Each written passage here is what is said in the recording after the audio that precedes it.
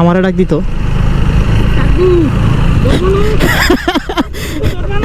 আমার বন্ধু পিছে থেকে বলতেছে যে কাকু ধরবা না पहले ही फैसला कर ले ये 50 शेड्स ऑफ बकचोदी मुझे समझ में नहीं आ रही है क्या क्या क्या क्या चाहिए क्या किस चीज की जरूरत है तुझे hey guys it's me Saidur Newton welcome to my channel. এই যে আমার বন্ধু, আমি আর আমার বন্ধু মিলে এখন যাবো আমার ফোনটা রিপেয়ার করতে। এই যে আমার ফোনের ব্যাটারিটা নষ্ট হয়ে গেছে, এখন আমি যাব কোথায়? উত্তরা রাজলক্ষ্মীতে।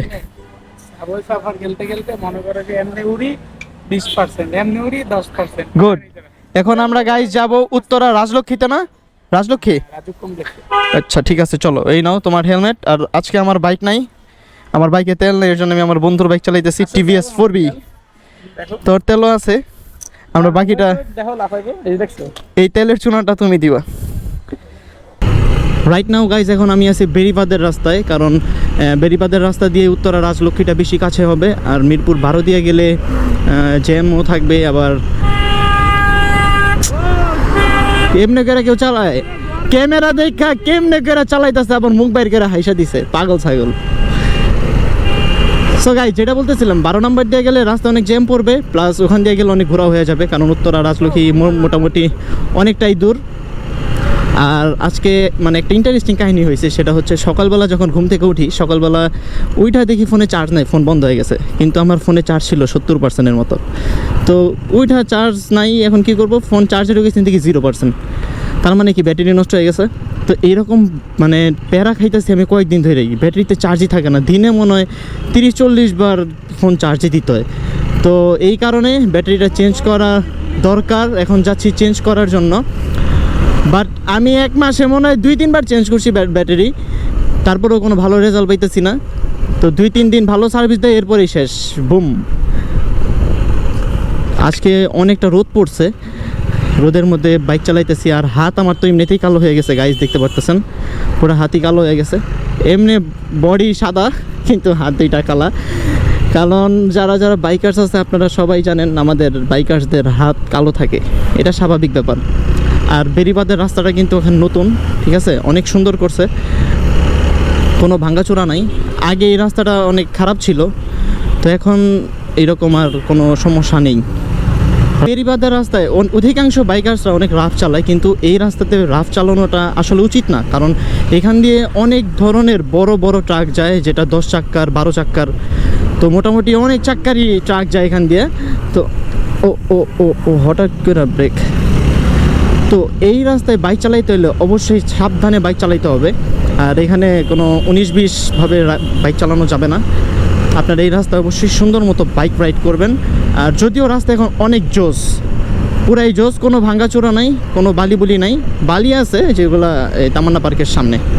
তো সকালবেলা একটা ইন্টারেস্টিং কাহিনী ঘটছে, সেটা হচ্ছে আমার বন্ধুরা ফোন করে ওরে বলছি যে তো সমস্যা একটু হয়েছে, তাড়াতাড়ি এসে পড়ো আমার বাসার নিচে।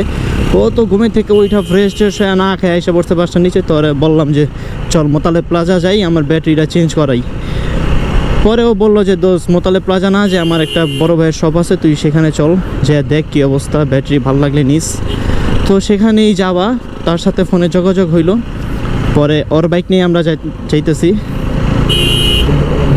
পিছে থেকে আমার বন্ধু বারবার বলতেছে দোস্ত সামনে পুলিশ টুলিশ থাকলে ধরবো না, তাড়াতাড়ি কইবি যে আমার কাগজপাতি চেক করেন। মানে ও পিছে থেকে আল্লাহ করতেছে যেন আমাদের পুলিশে ধরে, কারণ দুই বন্ধুরই লাইসেন্স আছে, হোন্ডার কাগজ একদম 100-100। আর আপনারা জানেন যে পঞ্চবটির মোড়ে কিন্তু পুলিশ থাকে, যে প্রায় সব বাইকেরই ধরে যে কাগজপাতি ঠিকঠাক আছে নাকি বা লাইসেন্স আছে নাকি। তো ও পিছে থেকে আল্লাহ করতেছে যে আল্লাহ যেন আমাদের বাইকটা আজকে ধরে, আমরা ভাইরাল হয়ে যাই। আমারে ডাক দিত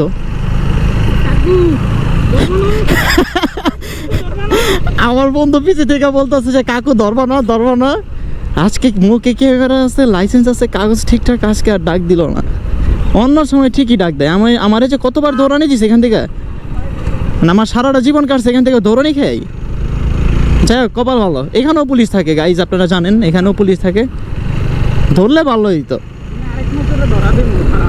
তুই কি করবি? আরেক মোচরে ধরা খাবি? আচ্ছা ঠিক আছে, পুলিশের সামনে বলে দিন।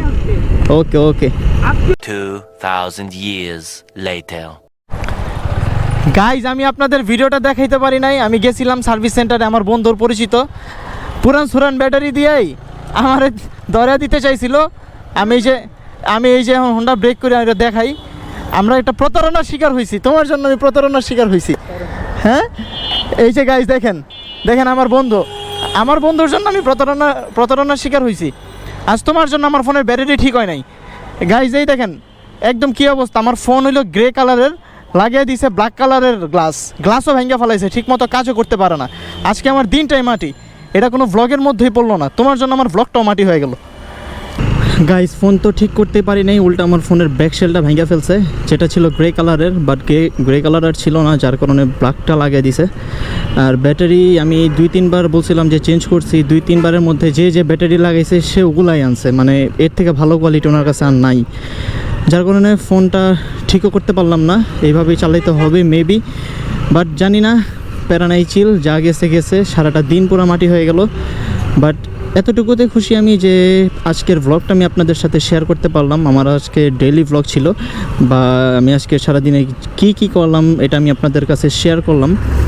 সো আমার এই ভিডিওটা ভালো লাগলে অবশ্যই লাইক, কমেন্ট অ্যান্ড শেয়ার করবেন, আর যদি কারো মতামত থাকে অবশ্যই কমেন্ট বক্সে জানিয়ে দিন। Tata guys.